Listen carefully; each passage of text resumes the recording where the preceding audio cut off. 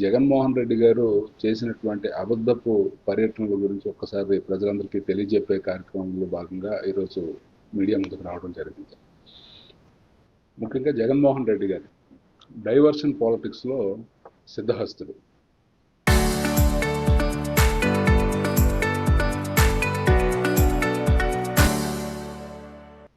మీరు చూశారు, 1వ తారీఖున మన దేశ ప్రధాని ఉత్తరాంధ్రకే తలమానికమైనటువంటి భోగాపురం ఎయిర్పోర్ట్ ప్రారంభోత్సవానికి ఆయన వస్తున్నారన్న విషయం ప్రతి ఒక్కరికి, ఈ దేశంలో ఉన్నటువంటి ప్రతి వ్యక్తికి కూడా తెలుసు.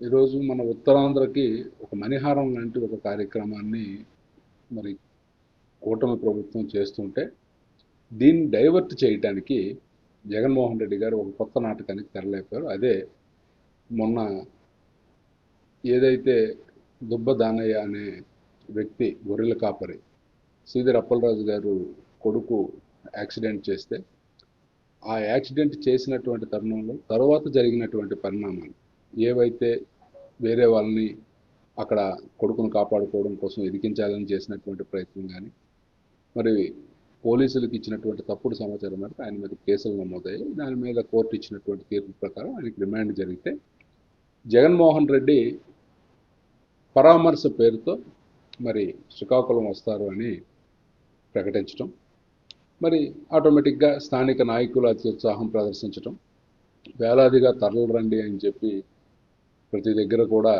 మరి పిలుపునివ్వటం జరిగింది. ముఖ్యమంత్రిగా 5 ఏళ్ళు పనిచేసినటువంటి ఒక వ్యక్తి అసలు ములాఖత్ అంటే ఏంటి, ఏ టైం నుంచి ఏ టైంకి ఇస్తారో ఆ మాత్రం ఇంగిత జ్ఞానం కానీ అవగాహన కానీ లేకుండా పూర్తిగా పేరే పరామర్శ, జైల్లో ములాఖత్తు అనే మాట వాడి శ్రీధర్ అప్పలరాజుని పరామర్శ చేయకుండా, చేయడానికి అవకాశం లేనటువంటి టైంలో వచ్చి అక్కడ ప్రెస్ మీట్ పెట్టి ఓడిపోయిన బుద్ధి రాదు, చింత చచ్చినా పులుపు చావునట్టు అక్కడ జరిగినటువంటి కొన్ని పరిణామాలు మీ అందరూ కూడా చూశారు. అక్కడ ఒక లేడీ ఎస్ఐ మీద వాళ్ళ ఆందోళన వలస ఇన్ఛార్జ్ దురుసుగా ప్రవర్తించినటువంటి తీరు, పోలీసుల మీద వాళ్ళు ఇది చేస్తున్నటువంటి తీరు చాలా బాధాకరం. ఎందుకు అని అంటే, నువ్వు పరామర్శ చేయాలి అనుకున్నప్పుడు జన సమీకరణ ఎందుకు? నిజంగా మనసున్నోడివి అయితే, మానవత్వం ఉన్నోడివి అయితే, జరిగిన పొరపాటు ఏదో జరుగుండొచ్చు కాక నువ్వు వెళ్ళి అనాథది అయిపోయినటువంటి ఆ కుటుంబాన్ని పరామర్శించారా? కనీసం వాళ్ళ మీద దయ లేదు. జగన్మోహన్ రెడ్డి మాట్లాడుతూ ఆయనకి 45 సంవత్సరాలు అయిపోయాయి కాబట్టి ఈ పిల్లోడు మేము చూస్తే జాలి కలగదా అని అడుగుతాడు. ఇది ఎక్కడ న్యాయం అండి? అంటే 45 ఏళ్ళకి జీవితాలు అయిపోతాయా? మరి నీకు 50 ఏళ్ళు అయిపోయినాయి కదా, మరి నువ్వు కూడా ఇంకా అన్నింటి నుంచి రిటైర్ అయిపోవచ్చు కదా. జగన్మోహన్ రెడ్డి ఆ పని చేయడు. ఈయనకి ఇంకా ఏదో ముఖ్యమంత్రి అయిపోవాలి, ఇంకా దోచుకోవాలి అనే ఆలోచనే తప్ప ఎంత సింపుల్గా మాట్లాడుతున్నాడంటే, జగన్మోహన్ రెడ్డికి ఈ సైకో సిద్ధాంతం మొదటి నుంచి కూడా పోలేదు. బూతులు మాట్లాడినట్టు వాళ్ళు ప్రోత్సహించటం, వాళ్ళకు పదవులు ఇవ్వటం, ఇది ఒకసారి కాదు.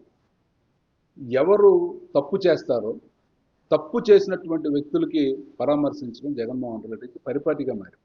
మొన్న ఈ మధ్యన మన ఇచ్చాపురం నియోజకవర్గంలో ఉన్నటువంటి వైసీపీ సమన్వయకర్త, అక్కడ ఉన్నటువంటి నాయకులు పైడిగా విజిట్ చేయడం నా దృష్టికి వచ్చినటువంటి.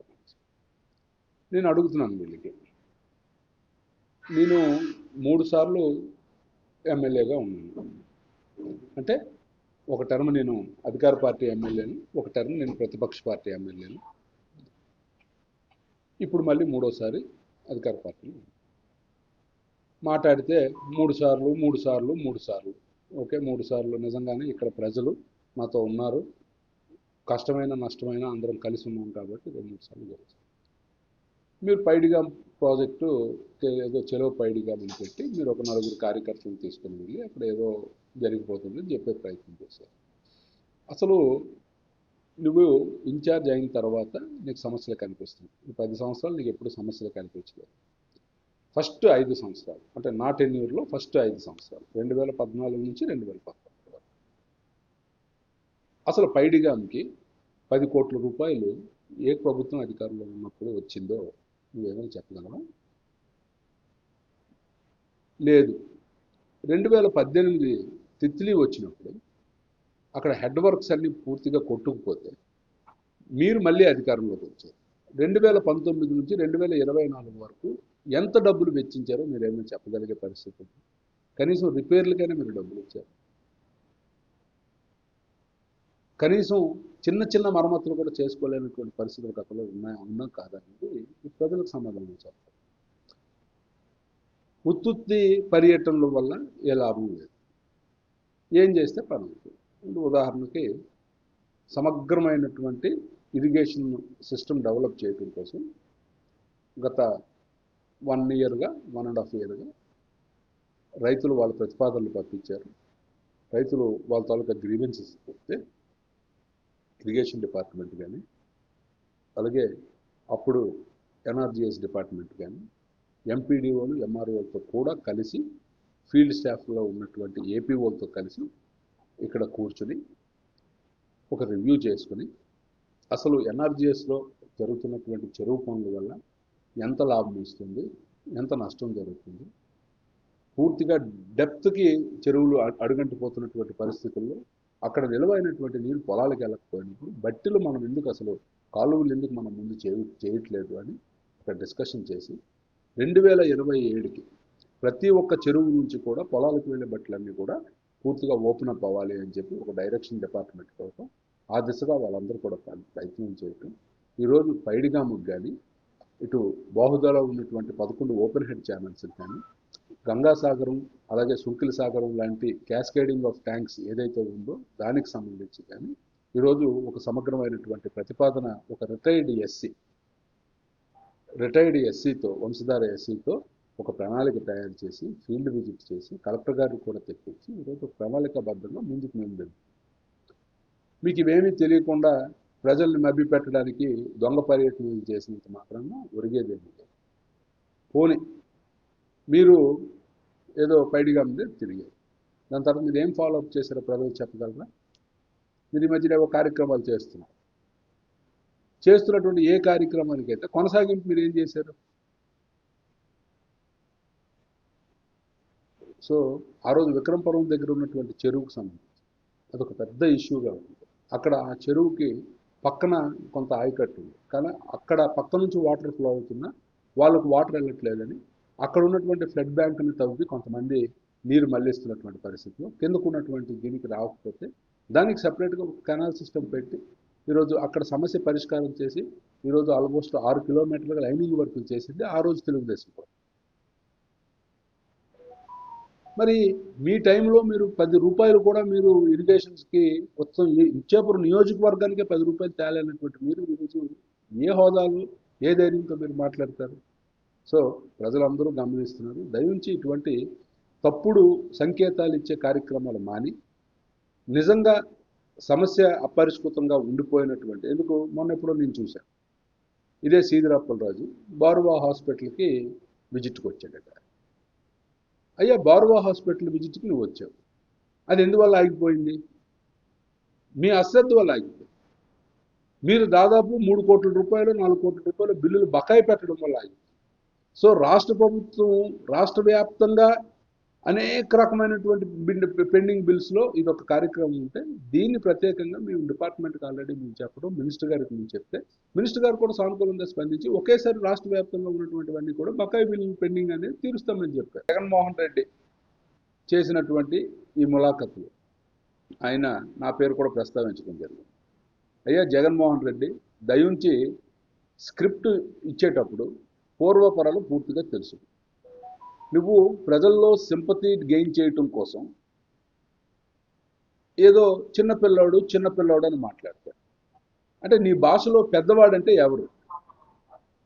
పెద్దవాడంటే ఎవరు? నువ్వు రేప్ చేస్తే చిన్నపిల్లాడు అంట, మర్డర్ చేస్తే చిన్నపిల్లాడు అంట, బండితో గుద్ది చంపేస్తే చిన్నపిల్లాడు కదా, వదిలేవచ్చు కదా. నువ్వు ఒకసారి ఆలోచించు. నా ఇన్సిడెంట్ నువ్వు కోట్ చేసావు, ఎవరో మేబీ స్థానిక నాయకులు ఎవరో ఇచ్చి ఉంటారు, అది తీర్చా. నీకు అవగాహన ఉండాలి. ఆ రోజు యాక్సిడెంట్ పూర్ణాటకం అనే విలేజ్ దగ్గర జరిగింది. జరిగిన తర్వాత నేనున్నా నా కారు దిగి ఆ మనిషిని బయటికి తీసుకొచ్చి నా సొంత కారులో హాస్పిటల్కి పంపించి పోలీసులకు వెంటనే సమాచారం ఇచ్చి అక్కడ ట్రీట్మెంట్ చేస్తున్నటువంటి తరుణంలో ఆయన చనిపోతే వెంటనే బాడీ పోస్ట్ మార్టం చేసి ఆయన ఒక అనాథ, ఆయనకి ఎవరూ లేరు అని అంటే, ఆయనకి ఎవరో ఒక్క రిలేటివ్ మాత్రమే ఉన్నారు అని అంటే సదరు వ్యక్తికి ఫోన్ చేస్తే, సార్ ఆయన ఎప్పుడో మా ఇల్లు వదిలేసి వెళ్ళిపోయారు, ఆయనకి మాకు ఎటువంటి సంబంధం లేదు, మీరు ఏ కార్యక్రమం చేసినా మీరు చెయ్యండి అని అంటే, నేను అక్కడ ఉన్నటువంటి పెద్దలతో మాట్లాడి దహన సంస్కారాలు చేయించి తర్వాత 12వ రోజు కార్యక్రమానికి కూడా సొంత నిధులు ఇచ్చి అక్కడ కార్యక్రమం చేయించాను. మరి నువ్వు నీ ర్యాలీలో నీ సొంత కార్యకర్తలు నీ కారు కింద పడిపోతే పక్కకి ఈడ్ చేసి నీ కార్యక్రమం నువ్వు కొనసాగించు. అది సోషల్ మీడియాలో వైరల్ అయిన తర్వాత, ప్రెస్లోని వైరల్ అయిన తర్వాత నువ్వు ఆ కుటుంబాన్ని దగ్గరికి పిలిపించుకొని నువ్వు వాళ్ళకి ఓదార్పు చేస్తున్నటువంటి పరిస్థితి. శ్రీధర్ అప్పలరాజు కొడుకు యాక్సిడెంట్ చేశాడు. సరే, యాక్సిడెంట్ అనేది సహజంగా ఎక్కడైనా జరుగుతుంది, అది దైవాధీనం, మనం ఏమీ చేయలేం. కానీ జరిగిన తర్వాత చేసినటువంటి పరిణామాలు ఏంటి అంటే, తప్పు చేస్తే ఏ సామాజిక వర్గం వాడికైనా శిక్ష వేయాలి, అది మన శిక్షా స్మృతిలో భాగం. తప్పు చేశాడని చెప్పేసి ఏ కమ్మ వ్యక్తినో ఏ కాపు వ్యక్తినో మనం ఏమీ చేయకుండా ఉంటాము అని అంటే ఈరోజు వ్యవస్థలు వెళ్తాయి. తప్పు ఎవరైనా చేస్తే ఖచ్చితంగా న్యాయం, చట్టం దాని పని తను చేసుకుని వెళ్తుంది. అందులో భాగంగా చేసేది. మీరెందుకు గ్రామాలకు వెళ్ళిపోయి మత్స్యకార గ్రామాల్లో కొన్ని మీరేమైనా ఆపగలిగారా? ఏమైనా అయిందా దానివల్ల? అసలు ఈ ఏదైతే కక్ష సాధింపు చర్యలను మాట్లాడుతున్నారో, నిజంగా ఒకసారి ఇక్కడ ఉన్నటువంటి వైసీపీ నాయకులందరూ, రాష్ట్రంలో ఉన్నటువంటి వైసీపీ నాయకులందరికీ గుండె మీద చేసుకొని మాట్లాడమని చెప్పండి. అసలు కక్ష సాధింపు రాజకీయాలు ఎలా చేయాలో మీరే కదా చూపించారు. ఆ రోజు ఏ ఒక్క తెలుగుదేశం వ్యక్తి కానీ, జనసేన వ్యక్తి కానీ, బీజేపీ వ్యక్తి కానీ రాష్ట్రంలో కనీసం మాట్లాడే అవకాశం ఉందా? పోలీస్ స్టేషన్కి వెళ్ళి మాట్లాడే అవకాశం ఉందా? కనీసం సచివాలయం మెట్లెక్కగలిగే అవకాశం ఉందా? సోషల్ మీడియా ఎంత దారుణంగా మీరు అణగదొక్కే ప్రయత్నం మీరు చేశారు. కనీసం ఒక పోస్ట్, తప్పు చేసిన తప్పు అని చెప్పినటువంటి ఒక మోరల్ పోస్ట్ను కూడా మీరు చాలా తీవ్రంగా తీసుకుని పోలీస్ స్టేషన్కి తీసుకుని వెళ్ళి చిన్న చిన్న కుర్రోళ్ళందరినీ కూడా మీరు అరెస్ట్ చేసే ప్రయత్నం మీరు చేశారు. మాలాంటి వాళ్ళు ఒక ఎమ్మెల్యే హోదాలో ఉన్నటువంటి వ్యక్తులకు కూడా ఎన్ని రోజులు హౌస్ అరెస్ట్లో మీరు ఉంచినటువంటి ప్రయత్నం మీరు చేశారు. ఏ రోజైనా సరే మేము ఏమైనా మాట్లాడాము? బాడీ షేమింగ్ చేశారు, వ్యక్తిత్వ హననం చేశారు, కుటుంబాలను టార్గెట్ చేసి మాట్లాడారు. 70 ఏళ్ళ ముసలోళ్ళని సోషల్ మీడియాలో మీరు అరెస్ట్ చేసినటువంటి రంగనాయకమ్మ గారు లాంటి పెద్దవాళ్ళని అరెస్ట్ చేసినటువంటి సందర్భాలు అనేకం ఉన్నాయి. ఈరోజు మీరు స్వేచ్ఛగా తిరుగుతూ చంద్రబాబు నాయుడు గారు ఒక పద్ధతి ప్రకారం కక్ష సాధింపు చర్యలు వద్దు అని డైరెక్షన్ ఇస్తే ఈరోజు మీరు మీ ఇష్టం వచ్చినట్టు మీరు సోషల్ మీడియాలో మీరు పేటరేగిపోతున్నారు. ఒక విధుల్లో ఉన్నటువంటి ఒక ఎస్ఐ మీద చెయ్యాలి అని అంటే మీకు ఎంత ధైర్యం ఉండాలి? ఇది ఉదాసీనత అని అనుకుంటున్నారేమో, కానీ గవర్నమెంట్ మీలాంటి వాళ్ళ కోసం టైం వేస్ట్ చేయకూడదు అని పట్టించుకోవట్లేదు తప్ప, నిజంగా కక్ష సాధింపు చర్యలే చేయాలి అని అంటే ఈరోజు 164 సీట్లు అధికారంలో మేము ఉన్నాం, కూటమిలో మేము ఉన్నాం, కేంద్ర ప్రభుత్వంలో మా ప్రభుత్వం ఉంది, మేమే చేయాలి అనుకుంటే మీరేమైనా మీ పరిస్థితి ఏంటో ఒకసారి మీరు ఆలోచించుకోండి. చిన్న పిల్లోడు జాలి లేదా అంటే, మరి చనిపోయినటువంటి కుటుంబంలో మృతుడు వయసు 45 సంవత్సరాలు, ఇద్దరు చిన్న చిన్న పిల్లలు, అభంశుభం తెలియని పిల్లలు, అసలు ప్రపంచం తెలియని పిల్లలు, కుటుంబం మొత్తం రోడ్డు పాలైంది. నిజంగా నీకు మనసు ఉన్నటువంటి మనిషివైతే, నిజంగా నీకు మానవత్వం ఏమాత్రమైనా ఉంటే నువ్వు వచ్చి ఆ కుటుంబాన్ని పరామర్శించాల్సి. అది మానేసి యాక్సిడెంట్ చేసినటువంటి వ్యక్తి ఆ చేసిన తర్వాత ఆ యాక్సిడెంట్ని కప్పిపుచ్చడానికి ఇంకొక మైనర్ బాలుడినో ఎవరినో అందులో ఇరికించే ప్రయత్నం చేసినటువంటి వ్యక్తికి జైలు శిక్ష ఇస్తే, రిమాండ్కి పంపిస్తే ఆ వ్యక్తిని పరామర్శించడానికి వస్తారు. నీకు సిపిఆర్ అంటే ఏంటో తెలియదు, హార్ట్ పంపింగ్ అని మాట్లాడుతావు, ఎక్కడెక్కడో పనికి మాలిన ఇష్యూస్ అని కోట్ చేస్తావు. అంటే ప్రజలు చూడలేదు అనుకుంటున్నారు, ప్రజలందరూ గమనిస్తున్నారు.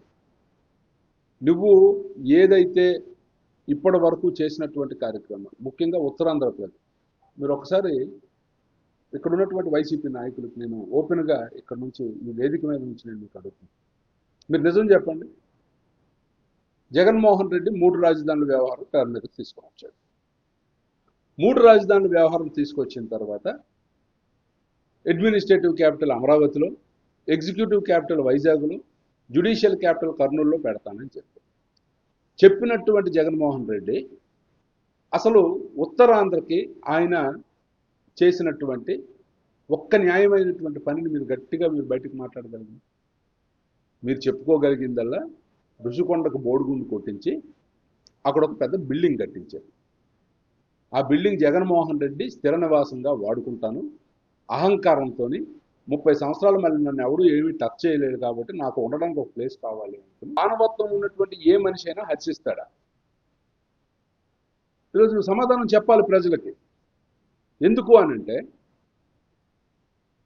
చనిపోయినటువంటి వ్యక్తి, నువ్వు ఒక డాక్టర్వి, మేఘాల మీద వచ్చి నీ కొడుకును అక్కడి నుంచి తీసుకుని వెళ్ళిపోయాడు. ఏదో జగన్మోహన్ రెడ్డి నిన్న సిపిఆర్ గురించి మాట్లాడతాడు, ఏదో హార్ట్ పంపింగ్ అని వెనకాతలు ఒకటి చెప్తాడు. తండ్రి అట డాక్టర్ అట, కొడుకు సిపిఆర్ చేశాడట. సిపిఆర్ అంటే ఏంటో మా జగన్మోహన్ రెడ్డికి తెలియదు,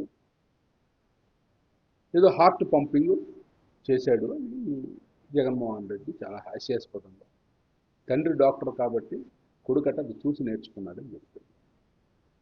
అంటే ప్రజలు దేన్ని విశ్వసిస్తారు, దేన్ని నమ్ముతారు ఏంటో కూడా నీకు అవగాహన లేదు. కేవలం నీకున్నదంతా అవగాహన రాహిత్యం, అహంకారం, ఈ రెండే నీకున్నటువంటి. అహంకారంతో జన సమీకరణ చేసి భోగాపురం ఎయిర్పోర్ట్ లాంటి కార్యక్రమాన్ని సైడ్ ట్రాక్ చేసి ప్రజలెవరూ దీన్ని మాట్లాడుకోకూడదు అని ఇప్పుడు ములాఖత్ చేయాలి అని నీకు మనసులో ఉంటే మోడీ గారు ప్రోగ్రాం తర్వాత చేయవయ్యా, ఎవరు కాదన్నారు?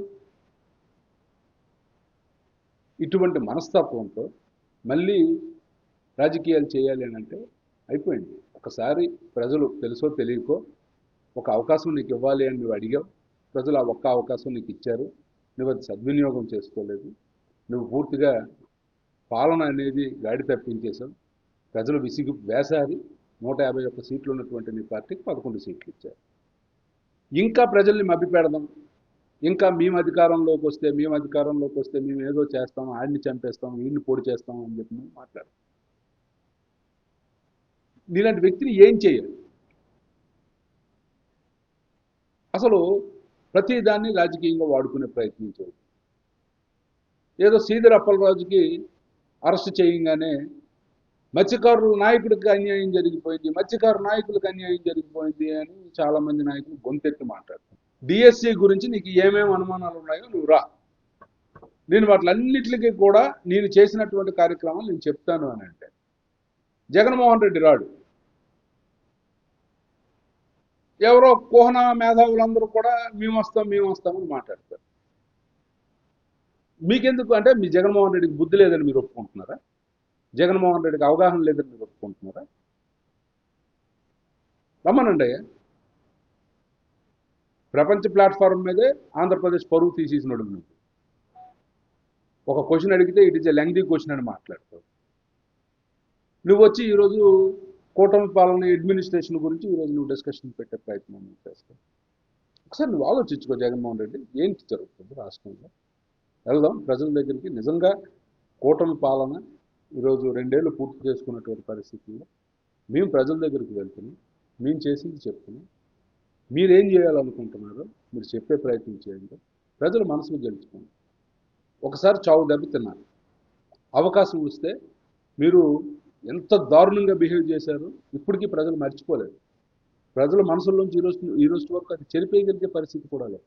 అసెంబ్లీ సాక్షిగా మీరు చేసినటువంటి మాటలు, అసెంబ్లీ సాక్షిగా మీరు చేసినటువంటి అకృత్యాలు, మీరు ఒక నిర్బంధమైనటువంటి, ఈ మీడియా సోదరులకు కూడా తెలుసు, ఎప్పుడూ లేదు. మీ మీద కూడా రాజ్యద్రోహ చట్టం కూడా అమలు చేశారు. ఎప్పుడో బ్రిటిష్ కాలంలో ఉన్నటువంటి ఒక చట్టం, అది పూర్తిగా అందరూ మర్చిపోయినటువంటి ఒక చట్టాన్ని కూడా తీసుకుని వచ్చి మీడియాను కూడా నియంత్రించే ప్రయత్నం చేశారు. అసెంబ్లీలోకి నీ సొంత మీడియా అయినటువంటి సాక్షి తప్ప వేరే ఏ మీడియా వాళ్ళు కూడా లోపలికి వెళ్ళే పరిస్థితి లేనటువంటి రోజులు నీకు అక్కడ ఉన్నాయి. మేము ఆ రోజు ప్రత్యక్ష సాక్షులు. మీడియా పాయింట్ని రోడ్డు మీద పెట్టుకొని మా ఆవేదన వెలగొక్కున్నటువంటి రోజులు ఉన్నాయి. పూర్తిగా ఆ రోజు చంద్రబాబు నాయుడు గారు ల్యాండ్ ఏదైతే ఎక్విజిషన్ ఉందో ల్యాండ్ ఎక్విజిషన్ అంతా చేసి అక్కడ ఎయిర్పోర్ట్ వస్తే కనెక్టివిటీ పెరుగుతుందని చెప్పి ఆ రోజు చేసినటువంటి ప్రయత్నం. జగన్మోహన్ రెడ్డి విజువల్స్ మీ అందరూ మీడియాలో చూడండి. ఎర్ర బస్సు రాని దగ్గరికి ఎయిర్ బస్సు ఎలా వస్తుంది, పక్కనే ఇన్ని నాటికల్ మైల్స్లోని ఒక ఎయిర్పోర్ట్ ఉంటే ఎక్కడ ఎయిర్పోర్ట్ ఎలా వస్తుంది, అవసరమైతే కేసులు వేసైనా సరే భోగాపురం ఎయిర్పోర్ట్ను ఆపుదాం. ఈ మాటలన్నీ ఆడింది జగన్మోహన్ రెడ్డి కాదా? జగన్మోహన్ రెడ్డి లేకపోతే గజనీ సినిమాలో హీరోని ప్రతి 10 నిమిషాలకు ఒకసారి మర్చిపోతుంటాడా? ఇప్పుడు వచ్చి అంతా నేనే చేశాను, భోగాపురం నేనే చేశాను, గూగుల్ నా టైంలో అయింది. అయ్యా జగన్మోహన్ రెడ్డి, నువ్వు చెప్పినా నమ్మే పరిస్థితిలో ప్రజలు లేరు. మా కూటమి ప్రభుత్వం కట్టుబాట్లు వేరు, మా కూటమి ప్రభుత్వం కమిట్మెంట్ వేరు. నీకు అవగాహన లేదు, అహంకారం మాత్రం బోల్డ్ అంత ఉంది, టన్నులు కొద్దిగా ఉంది. ప్రజలందరూ కూడా ప్రశాంతంగా వాళ్ళ పని వాళ్ళు చేసుకుంటున్నారు. నీలాగా కనీసం మాట్లాడగలిగే పరిస్థితులు కూడా లేనటువంటి పరిస్థితులు అయితే కూటమి ప్రభుత్వం కల్పించలేదు. సో ఈరోజు మేము అన్ని సంక్షేమ కార్యక్రమం నువ్వు చేసిన దానికన్నా బెటర్గా పబ్లిక్కి ప్రతి క్షణం అందుబాటులో ఉండేలాగా మేము చేస్తున్నాం. నాయకులందరం right away from CM to the last mile, కార్యకర్త వరకు కూడా ప్రజలకి ఏం చేస్తే న్యాయం జరుగుతుందో ఆ రకమైనటువంటి కార్యక్రమాలు చేస్తున్నాం. మేము ఇన్ని చేస్తుంటే డైవర్షన్ పాలిటిక్స్ చేయటానికి, జన సమీకరణాలు చేయటం, భయప్రాంతులను గురి చేయటం, లేకపోతే మేమేదో ఆధిపత్యం చూపిస్తున్నాము అని అంటే కూటమి ప్రభుత్వం సహనాన్ని పరీక్షించుకోండి. మీలాగే మేము చేయకూడదు అనే ఒక ఇది పెట్టుకుని మేము పని చేస్తున్నాం. ఎందుకోనంటే మీకోసం మేము టైం వేస్ట్ చేస్తే మేము ప్రజలకు చేయాల్సినటువంటి సర్వీసు టైం తగ్గిపోతుంది. సో దయించి ఇటువంటి కార్యక్రమాలు మానుకుని ప్రజలకు మేలు చేసే కార్యక్రమం ఏమైనా చేయాల్సిందిగా మీడియా సోదరుల ద్వారా జగన్మోహన్ రెడ్డిని కోరుతున్నాం. భయంకరమైనటువంటి వాతావరణాన్ని నువ్వు క్రియేట్ చేసి ఓడిపోయిన తర్వాత పరామర్శల పేరుతో మీకు మాత్రం కామన్ సెన్స్ లేదా? 4:30 లోపల వస్తే తప్ప ములాఖత్ అవ్వదని. మీ సీనియర్ నాయకులు ఉన్నారు. ఈరోజు ఉత్తరాంధ్ర గురించి ఓహో మీరు తప్ప ఎవడు పడవలేదు అని చెప్పినటువంటి నాయకులు ఉన్నారు. ఒకలేమో దొంగ డెత్ సర్టిఫికేట్, ఒకలేమో వ్యక్తులనే పూర్తిగా మార్చేసాను. ఉత్తరాంధ్రకు ఉన్న ఆ మాత్రం పరువును కూడా తీసి పడేస్తున్నారు. ఈరోజు కూటమి వచ్చింది, ఎన్ని కార్యక్రమాలు చేసుకుని ముందుకెళ్తాం. సమగ్రమైనటువంటి అభివృద్ధి గురించి మేము మాట్లాడుతున్నాం. ఈరోజు భోగాపురం ఎయిర్పోర్ట్ కానీ వస్తే, గూగుల్ కానీ వస్తే, శ్రీకాకుళం అటు విజయనగరం విశాఖపట్నం 3 జిల్లాలు జరగబోతున్నటువంటి అభివృద్ధి గురించి మేము మాట్లాడుతున్నాం. అటు పాయకరావుపేట వరకు ఈరోజు ఆర్సెలార్ మిట్టల్ లాంటి పెద్ద పెద్ద స్టీల్ ఫ్యాక్టరీని కూడా తీసుకుని వచ్చి అక్కడ పెట్టే ప్రయత్నం చేస్తున్నాం. ఆల్రెడీ ఏదైతే నువ్వు గతంలో నానా యాగి చేసినటువంటి స్టీల్ ప్లాంట్ ప్రైవేటీకరణని మేము ఆపాం. నువ్వే చర్యలు తీసుకున్నావు? ఈరోజు జగన్మోహన్ రెడ్డి వచ్చి భోగాపురం ఎయిర్పోర్ట్ ఒక్క రాయి వేయలేదు. నేను పేపర్లో ఎక్కడో చూశాను, నాకు దండ ఇవ్వండి, నాకు అవార్డు ఇవ్వండి అని మాట్లాడు. దేనికండి అవార్డు ఇవ్వాలి? శంకుస్థాపన ఎప్పుడు జరిగిందండి? శంకుస్థాపన జరిగింది అని అంటే ఒక రాష్ట్ర ముఖ్యమంత్రి హోదాలో ఒక వ్యక్తి శంకుస్థాపన చేశాడు అంటే అవగాహన లేకుండా చేస్తాడా? ఈ 2 సంవత్సరాల టైంలో ఒక్కసారి మీరు ఆలోచించండి. Google, TCS, Cognizant, Arcelor Mittal, Bhogapuram airport, ఈరోజు ఉత్తరాంధ్రకి సుజల స్రవంతి, శ్రీకాకుళం జిల్లా లాంటి జిల్లాని సస్యశ్యామలం చేయడానికి తీసుకొచ్చినటువంటి నారేడి బ్యారేజ్, ఇలా మీరు చెప్పుకుంటూ పోతే కోకొల్లలు. పూర్తిగా అవగాహన లేదు. అడ్మినిస్ట్రేషన్ అంటే నీకేమో తెలియదు. మా నాయకులు ఇక్కడ కొంతమంది ఉన్నారు, పెద్ద పెద్ద ప్రలోభాలు పడుతారు. నీ సొంత ఊరికి రోడ్డు వేసుకోగలిగావా 5 సంవత్సరాలు? నీ సొంత ఊరికి నువ్వు రోడ్డు వేసుకోగలిగావా? నువ్వు వెళ్ళిపోయి అన్నం బాగులేదు, చారు పలచగా ఉంది, ఎందుకయ్యా? మరి 5 సంవత్సరాలు మీరు చైర్మన్లుగా ఉన్నారు కదా, మీరే ఇన్ఛార్జీలుగా ఉన్నారు కదా, ఎమ్మెల్సీలు ఉన్నాయి, జిల్లా పరిషత్ చైర్మన్లు ఉన్నాయి. అప్పుడు మనకి ఇవేం కనిపించలేదు. ఇప్పుడు కొత్తగా వచ్చేసి అభివృద్ధి జరిగిపోలేదు అని మాట్లాడతారు. 5 సంవత్సరాలు మరి 151 సీట్లు ఉన్నటువంటి పవర్ఫుల్ పార్టీ మీది.